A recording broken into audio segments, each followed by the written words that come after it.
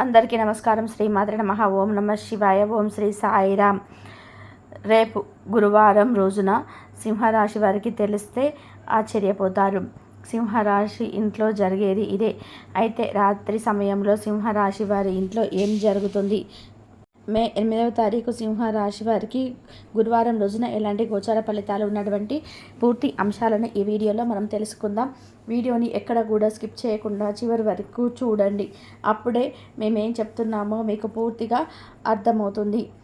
ఇక వీడియోలోకి వెళ్తే కనుక సింహరాశి అనేది రాశి చక్రంలోని 5వ రాశి. మక 1, 2, 3, 4 పాదాలు, ఉబ్బ 1, 2, 3, 4 పాదాలు, ఉత్తర 1వ పాదంలో జన్మించిన వ్యక్తులని సింహరాశిగా పరిగణిస్తూ ఉంటారు. ఈ రాశాధిపతి వచ్చేసి సూర్యుడు.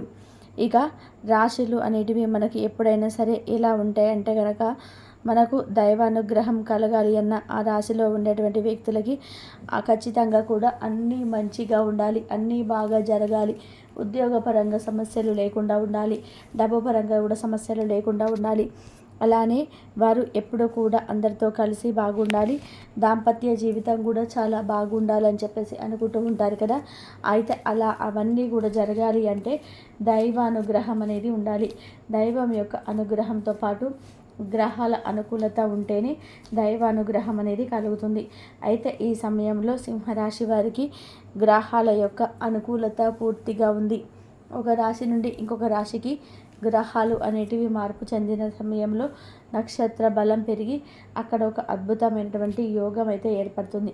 ఎప్పుడు మంచి యోగమే, శుభయోగమే ఏర్పడుతుందా అంటే కాకపోవచ్చు. ఎందుకంటే ఒక్కొక్కసారి అశుభయోగం కూడా ఏర్పడుతుంది, అలానే ఒక్కొక్కసారి శుభయోగం ఏర్పడుతుంది. అయితే వీరికి కొంత అంటే ముందు రోజులలో కూడా బాగుంటుంది. ప్రస్తుతం అయితే కొంతమంది సింహరాశి వారు కొన్ని రకాల సమస్యలను ఇక ఈ యొక్క రాశి వారికి ఏ సమయంలో గ్రహాలు అనుకూలించి ఉన్నాయి అంటే కొంతమందికి మాత్రం కొంత అవమానం ఏర్పడే అవకాశం ఉంది. అంటే మీరు పనిచేసే దగ్గర మీరు చేస్తున్నటువంటి పని విషయంలో ఏదైనా చిన్న సమస్యలు వచ్చే అవకాశం అయితే ఉంది. అలానే కొంతమందికి ఆర్థికంగా కూడా సమస్యలు ఉన్నాయని చెప్పుకోవచ్చు. ముఖ్యంగా గృహిణీలు, సింహరాశిలో జన్మించినటువంటి గృహిణీలు ఎవరైతే ఉన్నారో వారు ఈ సమయంలో ఇంట్లో పని వల్ల, పని ఒత్తిడి, పని భారం వలన చాలా చికాకుగా గడిచిపోతూ ఉంటుంది. అసలు వారు ఏం చేస్తున్నారో కూడా అర్థం కాకుండా ఉంటారు. పరధ్యాసలో ఎక్కువగా ఉంటారు, పరధ్యానంలో ఉంటారు. అంటే వారికి ఏదేదో ఆలోచన వస్తూ ఉంటుంది. అంటే ఫ్యూచర్ ఎలాగా, అసలు ఏదో ఒక చిన్న సమస్య ఎందుకు సమస్య వచ్చింది అన్నటువంటి ఆలోచనతోనే ఉండిపోతూ ఉంటారు. అలా సింహరాశి వారు జన్మించినటువంటి స్త్రీలకి మాత్రం ఈ విధానంగా ఉంటుందని గుర్తుపెట్టుకోండి. ఈ రాశిలో జన్మించినటువంటి స్త్రీలు ఎవరైతే ఉన్నారో వారు కాస్త అంటే మీ మనసుని కుదుట పరుచుకోండి. అలానే ఎన్ని సమస్యలు ఎదురైనా అవి ఈరోజు నుండి రేపు వెళ్ళిపోయేటివి. వాటి గురించి ఆలోచించి మీ ఆరోగ్యాన్ని ఎక్కువగా దెబ్బ తీసుకునే ప్రయత్నం చేయవద్దు. మీ ఆరోగ్యం అనేది పాడైపోతుంది కనుక ఎక్కువగా ఆలోచించకుండా మీ యొక్క పనిని మీరు చేస్తూ ముందుకు సాగిపోండి. ఆహ్లాదకరమైనటువంటి వాతావరణం కూడా గడపడానికి ప్రయత్నం చేయండి. అయితే కుటుంబ విషయంలో కూడా పిల్లల విషయంలో కాస్త చిరాగ్గా అలసిపోయి ఉంటారు. అలానే ఎక్కువగా అలసట కూడా ఈ సమయంలో మీకు వస్తూ ఉంటుందని చెప్పుకోవచ్చు. ఎందుకు అంటే చాలా పనిని చేసి అలసిపోవడం వలన మీకు పని ఒత్తిడి, పని భారం వలన చికాకు అనేది లభిస్తుంది. అంటే చికాకు వస్తుందని చెప్పుకోవచ్చు. అయితే ఆర్థికంగా కూడా మునుపటి కంటే కూడా ఈ సమయంలో కొద్దిగా డౌన్ అయిపోయే అవకాశం అయితే ఉంది. మీకు అవసరానికి డబ్బు లభించకపోవడం వలన ఏం చేయాలో కూడా పాలుపోదు. తద్వారా మీరు చాలా అంటే చాలా స్ట్రెస్కి గురవుతూ ఉంటారు. అవసరానికి డబ్బు లేదు, ఎలా అని చెప్పేసి ఆలోచిస్తూ ఉంటారు. అలాంటి వ్యక్తులు ఇష్టదైవ ఆరాధన ఖచ్చితంగా మేలు జరుగుతుంది. అలానే ఇష్టదైవాన్ని ఆరాధించడంతో పాటు ప్రతినిత్యం కూడా ఉదయం లేవగానే సూర్య భగవానుడిని నమస్కరించుకొని సూర్య భగవంతుడికి ఆర్ఘ్యాన్ని సమర్పించండి.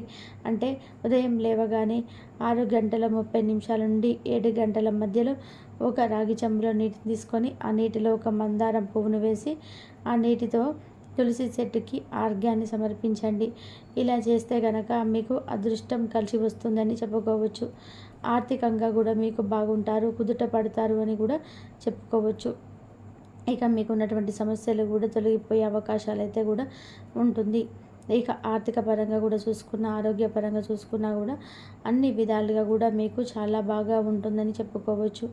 ఈ సింహరాశి వారికి అంటే ఇష్టదైవాన్ని ఆరాధించడం వల్ల దోషాలన్నీ తొలగిపోతాయి. అలానే ఈ సమయంలో దాన ధర్మాలు చేయండి. దాన ధర్మాలు చేయడం వల్ల కూడా మీకు ఏవైనా దోషాలు ఉన్నా కూడా, ఏవైనా గ్రహాలు అనుకూలించకపోయినా కూడా, అలానే మీకు కుజదోషం ఏర్పడిన, సర్పదోషం ఏర్పడినా కూడా తొలగిపోతుంది.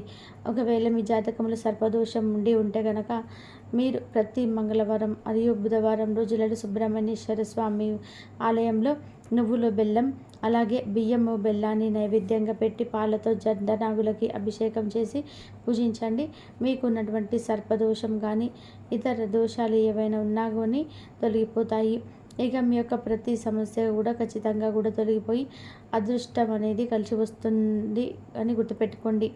తరతరాలకు తరగని ఐశ్వర్యం వస్తుంది. సింహరాశి వారి ఇంట్లో ఏ దేవత తిరుగుతుంది? సింహరాశి వారి ఇంట్లో ఏం జరుగుతుంది అంటే కనుక ముఖ్యంగా రాత్రి సమయంలో వీరి ఇంట్లోకి ఒక దేవత వచ్చి వెళ్తూ ఉంటుంది.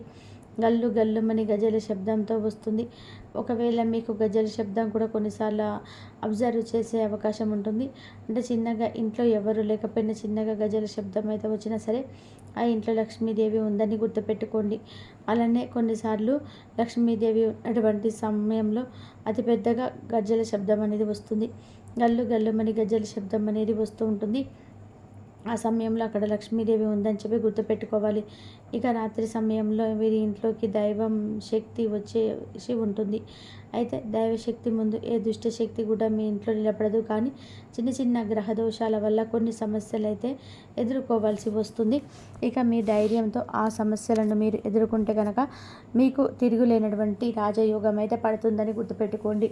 అంతేకాకుండా మీకు ఉన్నటువంటి అన్ని రకాల సమస్యలు కూడా తొలగిపోతాయని గుర్తుపెట్టుకోండి.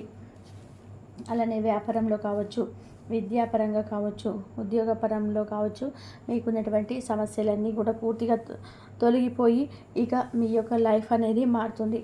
సింహరాశి వారికి దైవానుగ్రహం అనేది కలగబోతుంది. కాస్తంత ఒడిదుడుకులు ఉన్నప్పటికీ కూడా రాబోయే రోజులు మాత్రం అనుకూలంగా ఉన్నాయని గుర్తుపెట్టుకోండి. భూములపైన, ఇళ్లపైన ఇన్వెస్ట్మెంట్ చేయడానికి ప్రయత్నం చేయండి. భూములపైన, ఇళ్లపైన మీరు చేసే ఇన్వెస్ట్ అనేది అది మీకు ఫ్యూచర్లో కూడా డబ్బు సమస్య లేకుండా చూస్తుంది. డబ్బుకు సంబంధించినటువంటి సమస్య అనేది రాకుండా ఉపయోగపడుతుంది. మీకు ఆర్థిక వ్యవస్థ చాలా బాగుంటుంది. ఆర్థికంగా కూడా మీకు అసలు కష్టాలు అనేటివి ఉండవు. కనుక సింహరాశి వారు ఏది చేసినా కూడా ఫ్యూచర్ ప్లానింగ్స్ కోసం చేయండి. అంటే ఫ్యూచర్ కోసం చేయండి. అప్పుడు మీకు ఖచ్చితంగా కూడా చాలా బాగుంటుందని చెప్పుకోవచ్చు. ఫ్యూచర్లో మీరు ఎంతో మంచి స్థాయిలో ఉంటారు. ఎవరిని కూడా చేయి చాపి డబ్బులు అడగాల్సిన అవసరం అయితే ఉండదు. ముఖ్యమైన వ్యవహారాల్లో పాల్గొంటారు.